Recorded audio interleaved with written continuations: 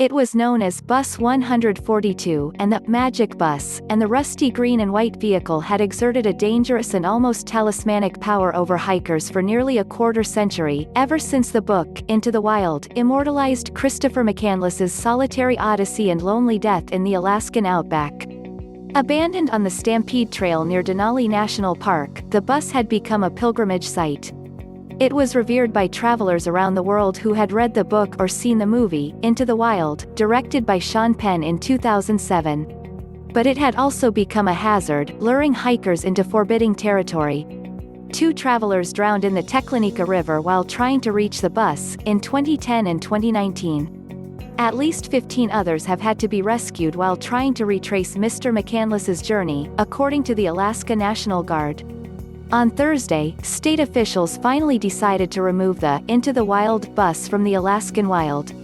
A team of Alaska Army National Guard pilots, flight engineers, crew chiefs and mechanics took a U-60 Black Hawk helicopter to the bus's decades-long resting place, about 25 miles west of Parks Highway, near Healy, Alaska.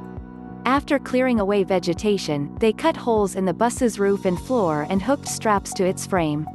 An Alaska Army National Guard CH-47 Chinook helicopter then hoisted the bus into the air, flying it across the treetops to a gravel pit, where it was loaded onto a trailer and driven to a safe location, according to Dan Sadler, a spokesman for the Alaska Department of Natural Resources.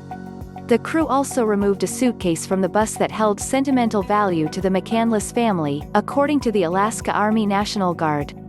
Karini McCandless, Mr. McCandless's youngest sister, said the suitcase did not belong to her brother, but may have contained journals she and others had left behind on their own journeys to the bus. Mr. Sadler said state officials had not decided what to do with the bus but were considering making it available for public display. Mostly, he said, we're glad that we've taken action that will avoid future deaths and injuries and search and rescue costs. Ms. McCandless said she was stunned and just overwhelmed with emotions when the commissioner of the Alaska Department of Natural Resources called her on Thursday to tell her that the bus had been hauled away. Ms. McCandless is the author of her own memoir, The Wild Truth, which depicts a physically abusive, chaotic childhood that both siblings were forced to conceal. Though I am saddened by the news, the decision made by Alaska DNR was with good intentions toward public safety, and it was certainly their decision to make, Ms. McCandless wrote in an email. Bus 142 did not belong to Chris, and it doesn't belong to his family.